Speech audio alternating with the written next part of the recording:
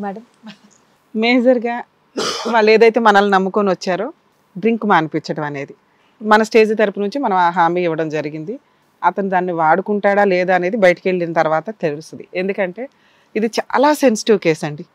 అలా మాట్లాడాల్సిన విషయం. ఎందుకంటే ఇక్కడ నాకు అర్థమైంది ఏంటంటే ఒక భయం, ఒక టెన్షన్, ఒక ఓపిక ఇవన్నీ మిక్సీ అయిపోయి ఒక తల్లిదండ్రులు ఇక్కడతోటి కొన్ని డైలాగులు ఆపేశారు అనేది నాకు అనిపిస్తున్న విషయం. ఎందుకంటే ఒకటి అబ్బాయికి చెప్పకుండా తీసుకొచ్చారు. రెండు, ఇది ఈ రోజు విషయం కాదు, 9th క్లాస్ నుంచి జరుగుతున్న పంచాయతీ. బిఫోర్ మ్యారేజ్ అలాగే ఉంది, ఆఫ్టర్ మ్యారేజ్ పెరిగింది. ఏదైతే భయం అని ఫస్ట్ నేను మాట్లాడుతున్నానో భయం గురించి నేను ఎక్స్ప్లెయిన్ చేయాలి. ఇన్ని సంవత్సరాల 25 ఏళ్ల ఒక కుర్రాడు లైఫ్ స్పాయిల్ అయిపోయింది, మా జీవితాలు సర్వనాశనం అయిపోయినాయి బాబు అని తల్లిదండ్రులు పరిగెత్తుకొని పోలీస్ స్టేషన్లకు వెళ్ళారు, పెద్ద మనుషుల దగ్గరికి వెళ్ళారు. వెళ్ళనే అలా పోయినా మన స్టేజ్ని నమ్ముకొని పరిగెత్తుకొని వచ్చారు ఒక రకంగా. ఎందుకంటే మనం కొన్ని సందర్భాల్లో షూట్స్ పెట్టలేం, వీళ్ళని పిలిచి పాపం వెనక్కి వెళ్తున్న వాళ్ళు ఎక్కువ ఉన్నారు.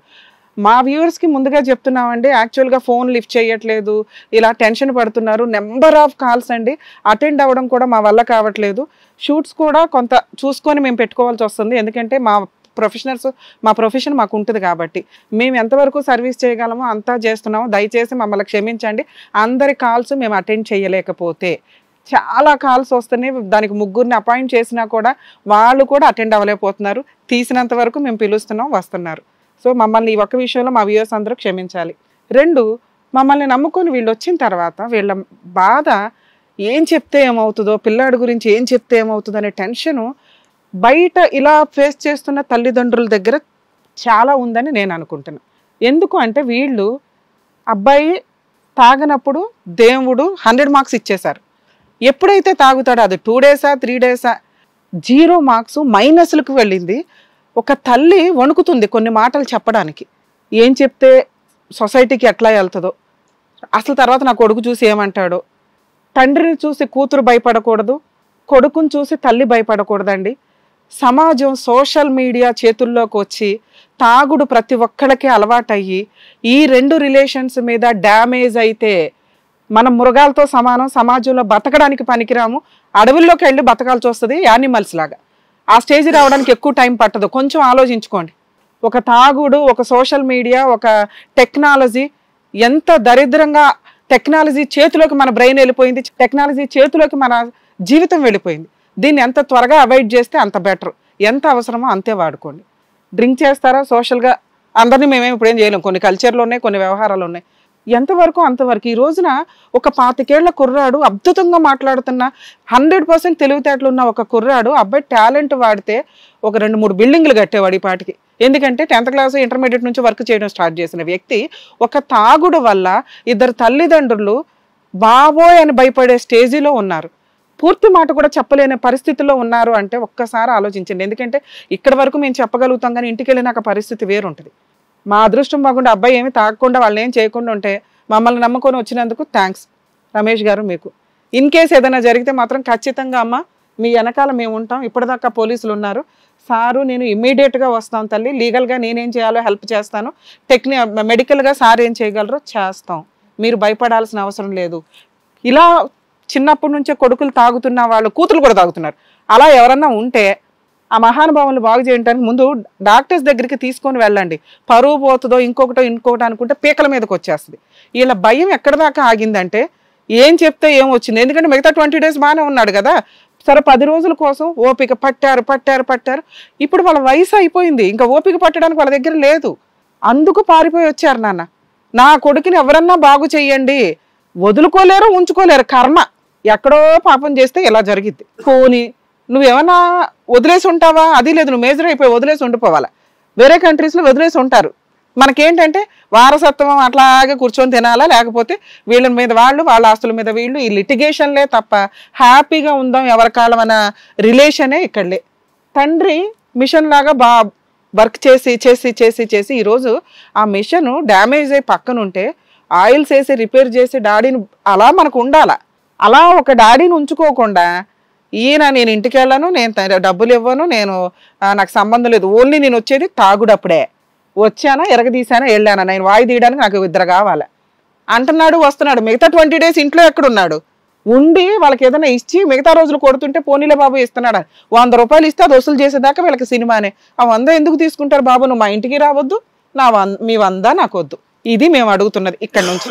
ఆయన పెళ్ళే చేసుకుంటాడో ఒక భార్యతో కాపురమే చేస్తాడో లేదో అనవసరం. ఎందుకంటే ఆ అమ్మాయిని చెప్పలేదని మనం అంటామండి. మన మెచ్యూరిటీ లెవెల్స్ వేరు, వాళ్ళు ఆర్డినరీ పర్సన్స్, వాళ్ళకి ఎట్లా ఉంటుంది పరిస్థితులను బట్టి ఆలోచిస్తారు. అరే బాబు వీడితో ఎందుకు మనకు తలనొప్పి, తాగి మళ్ళీ ఎరగదీస్తాడు. ఆ అమ్మాయి అరే ముందు రోజు నైట్ ఎవరితో తిరిగిందిరా అంటే, ఓ నన్ను జడగొట్టడానికి, నాకు ఈ పెళ్ళి వద్దనటానికి వీళ్ళు ఫిక్స్ అయిపోయారు. ఆ రోజు నైట్ వీళ్ళకి వాయి ఉండేది. సరే అది కూడా హింట్ ఇచ్చారు, అరే బాబు వద్దు, ఆ కుటుంబం వద్దు, మళ్ళీ అక్క మీద ఎఫెక్ట్ పడుతుంది. 100% కరెక్టే ఆ హింటు. అయినా ఇష్టపడి పెళ్లి చేసుకున్నా కొడుకుని కాపాడండి అంటే ఏం కొడుకు, పనికిమాలిన కొడుకు, ఏం చేసుకోవాలా? ఉత్తముడైన కొడుకు ఒకళ్ళున్నా చాలు. అలా లేని వాళ్ళు 20 మంది ఉంటే మాత్రం యూజ్ ఏముంది? మార్చడానికి వాళ్ళు చేయని ప్రయత్నాలు ఏంటి? నానా రకాల ప్రయత్నాలు చేశారు. హాస్పిటల్కి తీసుకెళ్ళి ఉన్న పావలాలో వాళ్ళు రూపాయి అప్పు చేసి కడితే 1 డేలో పరిగెత్తుకొని వచ్చాడు. ఎవరి జీవితం నాశనం అయింది ఇక్కడ? నీ జీవితం నాశనం అయింది. ఇప్పుడు నువ్వన్నా అదేదో బయటే ఉండు, ఇంటికి రా మాకు. ఇంతవరకు నేను మాట్లాడతా ఇక్కడ. వీళ్ళ గురించి వీళ్ళని ప్రొటెక్ట్ చేయాల్సిన అవసరం ఉంది నాకు లీగల్గా. వీళ్ళు ఒక కేసు ఫైల్ చేస్తే నువ్వు ఆ సరౌండింగ్ 20 కిలోమీటర్స్ దాకా రావడానికి కూడా ఛాన్స్ ఉండదు. అలా వేయమంటారా? వేయండి మేడం. వెళ్ళకుండా ఉంటే అయిపోద్దిగా, కేసు ఎందుకు వెయ్యాలి? అదే మీరు అన్నారు కదా మేడం, ఇప్పుడు వెళ్ళొద్దు, ఇంటికి వెళ్ళొద్దు. నాకు నచ్చింది మాట్లాడినా, ఇప్పుడు చెప్తున్నా వెళ్ళకుండా ఉండాలని చెప్పి మీరు అని డిసిషన్ చెప్పలే, ఇదే డిసిషన్ ఫాలో అవుతాం మేడం. ఇంతేనా? ఇది రికార్డ్ అవుతుంది నాన్న. ఇన్ కేసు మీరు వాళ్ళ ఇంటికి వెళ్ళినా, అక్కడికి వెళ్ళి వాళ్ళని కొట్టినా, బూతులు తిట్టినా చాలా సీరియస్ గా లీగల్ యాక్షన్ తీసుకుంటాం. ఓకేనా? ఏమ్మా ఒక్క హాస్పిటల్కి మాత్రం మీరు ఆ అబ్బాయి వస్తే తీసుకొని వెళ్ళండి డాక్టర్ దగ్గరికి, మేము కూడా సపోర్ట్ చేస్తాం. ట్రీట్మెంట్ తీసుకొస్తాను. మీ గురించి మాట్లాడాలి సార్. ఒక కొడుకు చూడకపోయినా పర్వాలే, కొడుకు వల్ల ఎదురు ఎఫెక్ట్లు పడుతూ ఉంటే సమాజంలో ఎలా ఉంటుందంటే, మీ కొడుకుని మీరు చూసుకోలేరా, మీరు పెంచుకోలేరా, మీరు ఎవడ పెరుగుతున్నాడు చెప్పినట్టు, ఎవడ సోషల్ ఇండివిడ్యువాలిటీ వాళ్ళకి ఎక్కువైపోయింది. అందులో మీ లైఫ్లో ఇంకెక్కువైంది. మరి 8 ఏళ్ల క్రితమే మీరు అంత యాక్టివ్గా ఉన్నారంటే కొంచెం ఆలోచించాల్సిన విషయం. మీకున్న తెలివితేటలు, మీరు మాట్లాడిన విధానం పర్ఫెక్ట్ ఉన్నాయి. అవి కనుక కాస్త లైన్లో పెట్టి మీరు కెరియర్ మీద కాన్సన్ట్రేట్ చేస్తే బెటర్ అనేది నా ఉద్దేశం. మీరు బాగా బాగుపడినప్పుడు మీకు నచ్చితే అమ్మా నాన్న దగ్గరికి రండి, లేకపోతే లేదు. కుదిరితే వాళ్ళకు నెలకు ఒక 5,000 పంపించడానికి ఏమైనా ఆప్షన్ ఉందేమో, ఇది మా స్టేజ్ మీద మా పర్సనల్ రిక్వెస్ట్. ఎప్పుడైతే మీకు బాధ్యతలు పెరుగుతాయో కనీసం మీలో మార్పు స్టార్ట్ అవుతుంది అనడానికి అదొక అవకాశం అండి. ఎందుకంటే ఇప్పుడు ఎంత ట్రీట్మెంట్లు మేము ఫ్రీగా ఇచ్చినా మీరు 10 రూపాయలు దాచుకుంటేనే అవుతుంది. ఆయనకే ట్రీట్మెంట్ చేపిస్తుందా, మీకే చేపిస్తుందా? ఆయన కొట్టట్లా, కనీసం నువ్వు కొడుతున్నావు. కొట్టేవాడికంటే కొట్టనోడు బెటర్ కదా, ఆయనకే పెట్టుకుంటుంది. నిన్ను కూడా కాపాడాల్సిన బాధ్యత మా మీద ఉంది. కాబట్టి డబ్బులు ఎక్కడి నుంచి రావాలి? మీ దగ్గర నుంచే రావాలి. మీరు సంపాదిస్తున్నారు, వేస్ట్ అయిపోతున్నాయి. వేస్ట్ అవ్వకుండా మీ ఆరోగ్యం కోసం మంచి చూసుకుంటే మేమందరం చేయాల్సిన హెల్ప్ చేస్తాం. 2, మీ పర్సనల్ విషయం. అమ్మాయి మేము విన్నంత స్టోరీ వరకు మీకు కొంచెం కూడా సెట్ కాదు. మీలాంటి ఒక మంచి భర్తని వదులుకోవడం ఆవిడ కర్మ.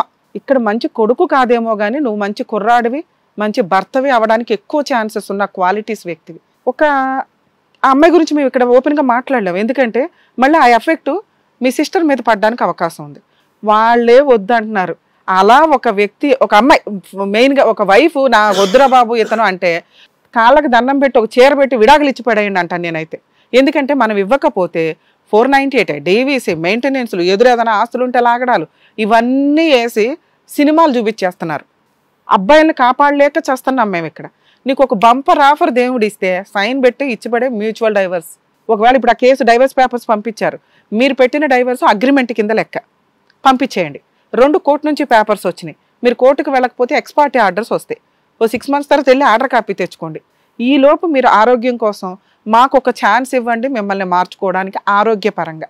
100% మిమ్మల్ని ఒక మహారాజులాగా, ఒక యువరాజులాగా రెడీ చేసి పంపించే బాధ్యత మాది. ఆ అమ్మాయి మీకు సెట్ కాదు. అలాంటి అమ్మాయికి మీరు ఎక్కువ ఛాన్సులు ఇవ్వడం దండగా. ఎందుకంటే మల్టీ సైకలాజికల్ ప్రాబ్లం ఉన్న అమ్మాయి అని నా ఉద్దేశం.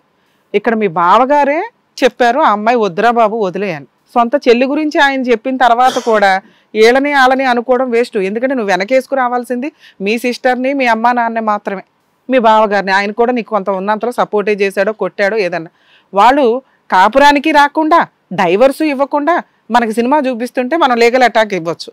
వాళ్ళు మాకు డైవర్స్ ఇచ్చేయండి ముర్రో అంటున్నారు. ఇచ్చిపడే ఆ అమ్మాయి మాట్లాడుతుందా అసలు నువ్వు ఇలాంటిది నాకు అవసరం లేదే అని ఫోన్లు బ్లాక్ చేయాల్సిన బాధ్యత నీకుంది. అలా చేసి పడేస్తే నేను వీళ్ళు నాకు మంచి జరిగిందని చెప్పి మీరు అన్న వరకు నేను ఒప్పుకుంటా. ఇప్పుడు ఇటు ఉన్నదంతా అమ్మాయి కావాలనో నాకు ఇది కావాలనో కాదుగా. నాకు వచ్చినప్పుడు మా బావ నేను కావాలనే విడదీసిన నువ్వు ఏం చేస్తావని అడిగినప్పుడు మరి నువ్వు ఎవరు అన్న నీకు నువ్వు ఎట్లా మేము చేయలేము ఒక ప్రశ్న ఎందుకు అడగాలి. రెండోది అదే రోజు అక్క ఉన్న వీళ్ళు కలిసి ఆ రోజు చెప్పండి, నెల తర్వాత చెప్పకుండా కానీ ఇది మంచిగా అయిపోయాయి కదా అక్కడికి కూడా. నానా ఇవే ఇంతసేపు నేను ఎక్స్ప్లెయిన్ చేశాను. వాళ్ళు భయంతో కొన్ని విషయాలు చెప్పలేకపోయారు. నీకున్న తెలివితేటలు వీళ్ళకి లేవు, వీళ్ళకున్న ఆ బ్రెయిన్ ని కొంచెం పాపం అట్లా అని వదిలేయండి.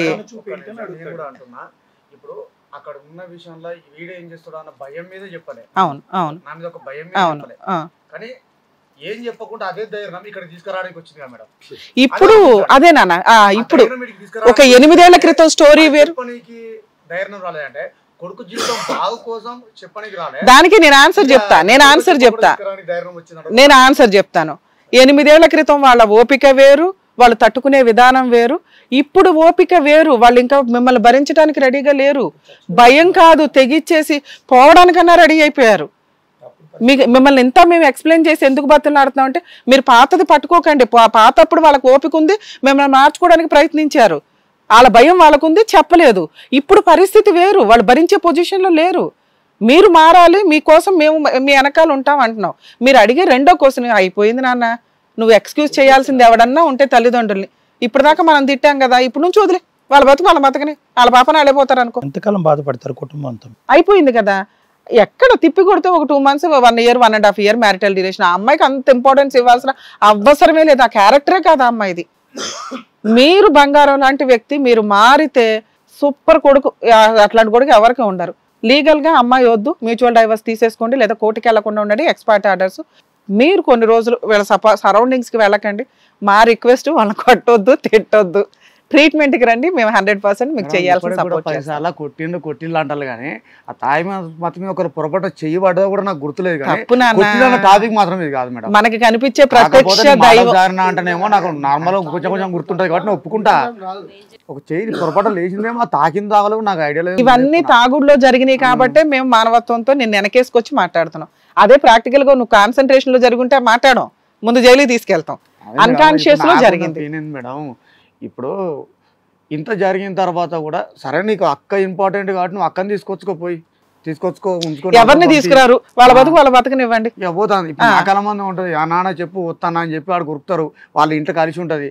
సరే వాళ్ళ ఇంట్లో ఏమంటారు, వచ్చి అమ్మాయిని అక్కడ చూసుకునే వాళ్ళు నీకు అమ్మాయిని చూసుకోకపోతే 4 రోజులు తెచ్చి ఉంచుకొని పంపించరాదు. ఇప్పుడు నాకు ఎక్కడైతే ఏ ఇంట్లో అయితే గొడవ అయిందో, ఏ ఇంట్లో అయితే నాకు అంత వాళ్ళు ఫస్ట్ నుంచి చెప్పేది అదే. ఇలా ఒక కుండ మార్పిడి చేసుకుంటే ఎవరో ఒకరి మీద అయితే ఖచ్చితంగా ఎఫెక్ట్ పడుతుంది, ఇద్దరి మీద పడుతుంది. పోయి ఆ ఇంట్లో ఉండేవారు, పోయి ఒక 10 రోజులు పోతుంది. ఆ కూతురు కోసం అదే ఇంట్లో ఉంటది, ఉండాలి కదా, తప్పదు కదా. అక్కడ అల్లుడు కూతురు. ఇప్పుడు వీళ్ళ మాట నాకు ఇప్పటికి డౌట్. వీళ్ళు మాతోటి ఏమని మాట్లాడుతున్నారంటే మా బిడ్డను పంపించారు, సంవత్సరానికి ఒక్కసారి పంపిస్తారు, వారం రోజులు 2 రోజులు. వాళ్ళ తాత ఎట్లా బెరుతాడు, అమ్మాయి 2 రోజులు ఉంచుకోవాలి, 3 రోజులు ఉంచుకోవాలి, 3 రోజుల్లో పంపించాలి. దానికి మిగతా కొంచెం బెదిరించినట్టు మాట్లాడతారు. నీకు నీ భార్యని అలా పంపించట్లేదు అనేది నీ బాధ. అక్కడ మీ బావ మంచోడు, ఇక్కడ నువ్వు తాగబోతు కదా, వాళ్ళ భయం వాళ్ళకుంది. అందుకే నిన్నే తీసుకెళ్తున్నారు అక్కడికి ప్రతిసారి. మేడం నేను ఇదే చెప్తాను, నన్నే అక్కడ తీసుకెళ్తున్నారంటే నాకు పెళ్ళైన తర్వాత నేను తాగలే మేడం. ఎప్పుడైతే నేను చెప్తున్నా ఆడున్న 3 భార్యను పంపించే రోజులు నేను తాగిన. ఆ రోజు ప్రాబ్లం ఇప్పుడు తాగుడు గురించే కదా వచ్చింది. తాగుడు మానే అమ్మాయి వద్దు నానా, తాగుడు వద్దు అమ్మాయి వద్దు, ఈ 2 డిలీట్ చేసే. వీళ్ళ దగ్గర కొన్ని రోజులు వెళ్ళ మాకు. ఏదో నేను దీంట్లో తాగుతున్నా అంటే దీనికి ఏమో ఎడిక్ట్ అయ్యి కాదు మేడం. నేను ఇంటికాడ ఉండి ఏమైనా ఆలోచనలు ఉంటాయి కాబట్టి నా మైండ్ రిలాక్స్ కోసం నేను పోతాను, కొంచెం డిస్టర్బ్ లో నా ఆలోచనలు నేను తాగుతున్నా. అదేదో నీ అవసరానికి డాక్టర్ గారు చెప్పినట్లు అట్లా ట్రీట్మెంట్ లో మీ మెడికల్ గా మీరు చూడండి. కానీ తాగి వీళ్ళ ఇంటికి వెళ్ళొద్దు, ఇక్కడికి చెప్పకుండా తీసుకొచ్చారని అసలు న్యూసెన్స్ చేయకండి ప్లీజ్. ఇది మా పర్సనల్ రిక్వెస్ట్. రమేష్ గారు ఒక్క విషయం, ఇక్కడ మీలాగా చాలా మంది వచ్చారండి, చాలా మంది ప్రాబ్లమ్ సాల్వ్ చేసుకొని వెళ్ళారు. కొంతమంది ఏమో బయటకు వెళ్ళి కూడా గొడవ పెట్టుకున్నారు ఇక్కడ అవ్వదు అని చెప్పేసి. బట్ డాక్టర్ గారు కానివ్వండి, అడ్వకేట్ మేడం కానివ్వండి, ఎవరి గురించి అయితే కంప్లైంట్ వచ్చిందో వాళ్ళు చాలా మంచోళ్ళు అని చెప్పింది నేను ఎక్కడా వినలేదు. సో ఇక్కడ మీరు తెలివైన వాళ్ళు, మీరు చాలా మంచోళ్ళు, జరిగింది మీకు అన్యాయం అని చెప్పేసి క్లియర్గా చెప్పారు. అక్కడ ఒకటే ఒక ప్రాబ్లం ఏంటంటే తాగటం. మీరు తాగడం వల్లే ఇలా జరిగింది. సో మేడం సార్ చెప్పినట్టు వాళ్ళని వదిలేసి చక్కగా ఇప్పుడు మళ్ళీ జాబ్ చూసుకొని ఆ అమ్మాయిని కూడా వదిలేసి కొత్తగా పెళ్లి చేసుకుని హ్యాపీగా ఎందుకు ఉండకూడదు? మీరు తెలివైన వాళ్ళు, సింపుల్గా ఆలోచిస్తే సింపుల్గా అయిపోతాయి. దానివల్ల మీ ఆరోగ్యం పాడు, వాళ్ళ ఆరోగ్యం పాడు, ఎవ్వరూ హ్యాపీగా లేకుండా గొడవలు పడుతూ ఉండడం అవసరమా? చిన్నప్పటి నుంచి వర్కింగ్ అంటే ఇప్పటికి మీకు ఎంతో మెచ్యూరిటీ వచ్చి ఉంటుంది. నాకు తెలిసి 50 ఏళ్ళ ఎక్స్పీరియన్స్ వచ్చి ఉంటుంది మీకు మీరు చేసే పనులకి. మీరు పెయింటింగ్ అంటున్నారు, డీజే అంటున్నారు, డ్రైవింగ్ అంటున్నారు, అన్ని ఫీల్డ్స్ లో ఉన్నారు. మీ చుట్టూరా ఎంతమంది హ్యాపీగా లేరు చెప్పండి. మీరెందుకు మీ లైఫ్ ని స్పాయిల్ చేసుకోవడం చెప్పండి. హ్యాపీగా ఇదిగోండి డాక్టర్ గారు ఫ్రీ ట్రీట్మెంట్ ఇస్తా అన్నారు. మేడం చెప్పినట్టుగా మీరు అమ్మాయిని వదిలేసి చక్కగా ఇంకొక మంచి అమ్మాయిని చూసి పెళ్లి చేసుకుని అందరు కలిసే ఉండండి, హ్యాపీగా ఉండండి. చిన్న టాపిక్, చిన్న విషయం మాట్లాడుకుంటే సర్దుకునే దానికి చెప్పండి. ఇంత ఇష్యూస్ అవసరమా? ఏమండి జాగ్రత్త. మీరు ఇక్కడి వరకు ఏ ఇష్యూకి అయితే వచ్చారో మా డాక్టర్ గారు, మా అడ్వకేట్ మేడం చెప్పారు. దాని తర్వాత రమేష్ గారు తెలివైన వాళ్ళు కాబట్టి డెఫినెట్ గా అర్థం చేసుకుంటారని అనుకుంటున్నాను. సో హ్యాపీగా ఉండండి please. Thank you. Thank you.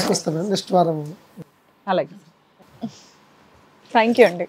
Thank you sir. మా డాక్టర్ గారు అడ్వకేట్ మేడం ఎలా అయిపోయారంటే, ఇంట్లో పెద్దవాళ్ళు ఉంటారు చూడండి, పెద్దలతో మాట్లాడాలి, అత్తగారితో మాట్లాడాలి, మామగారితో మాట్లాడాలి, పేరెంట్స్ తో మాట్లాడాలి. ఇక్కడ ఉన్న వాళ్ళందరికీ మీ ఇద్దరు అలా తయారయ్యారనమాట. ఇంట్లో మాట్లాడుకొని సర్దుకునేటటువంటి విషయాలన్నీ కూడా ఇక్కడికి వచ్చి మీరు చెప్తే విని చక్కగా వెళ్తున్నారు. సో దానికంటూ ఈ ప్లాట్ఫామ్ హిట్ టీవీ వాళ్ళు క్రియేట్ చేసినందుకు వాళ్ళకి కూడా థ్యాంక్స్ చెప్పాలి. So thank you so much doctor గారు. Thank you so much advocate madam. మరో కథతో మళ్ళీ కలుద్దాం. ఒకవేళ అది కూడా అవ్వని పరిస్థితిలో, ఇంకా మా వల్ల కావట్లేదు అనే పరిస్థితులు ఇక్కడికి వస్తే డెఫినెట్ గా డాక్టర్ గారు అండ్ అలాగే అడ్వకేట్ మేడం మీకు కావాల్సినటువంటి సలహాలు ఇస్తారు. Anyways thank you so much. ఇందాక వచ్చినటువంటి ఫ్యామిలీకి కూడా మీరు మంచి క్లారిటీ ఇచ్చినందుకు థ్యాంక్ యూ సో మచ్. మరో ఎపిసోడ్ తో మళ్ళీ కలుద్దాం. ఈ కార్యక్రమాన్ని ఇంతగా అభిమానిస్తున్న ప్రతి ఒక్కరికి కూడా శిరస్సు ఉంచి నమస్కరిస్తున్నాము. ఈ సందర్భంగా మీ అందరితో నేను ఒక విషయాన్ని పంచుకోవాలి అనుకుంటున్నాను. మేము చేసేటటువంటి ఇది కథ కాదు జీవితం కార్యక్రమం ద్వారా ఎంతో మందికి ప్రత్యక్షంగాను పరోక్షంగాను సహాయం అందుతుందని భావిస్తున్నాం. ఎక్కడ ఉండి ఇక్కడికి రాలేని ఎంతో మందికి అడ్వకేట్ రమ్య మేడం గారు, సైకియాట్రిస్ట్ డాక్టర్ కళ్యాణ్ చక్రవర్తి గారు ఇచ్చేటటువంటి సూచనల ద్వారా వాళ్ళ జీవితాల్లో ఎలాంటి మార్పులు తెచ్చుకుంటే ఆనందంగా ఉంటారో అలాంటి మార్పులు తెచ్చుకుంటున్నారు. మా ఆశయం ఒకటే, అందరూ బాగుండాలి, అందులో మేము ఉండాలి. ఇది కథ కాదు జీవితం ప్రోగ్రామ్ అందరికంటే ఒక రోజు ముందుగా మీరు చూడాలి అనుకుంటే వెంటనే డౌన్లోడ్ చేయండి హిట్ టీవీ యాప్. ఇందులో మీరు నచ్చే మెచ్చే కంటెంట్ సిద్ధంగా ఉంది. మరి ఇంకెందుకు ఆలస్యం, వెంటనే డౌన్లోడ్ చేసుకోండి హిట్ టీవీ యాప్.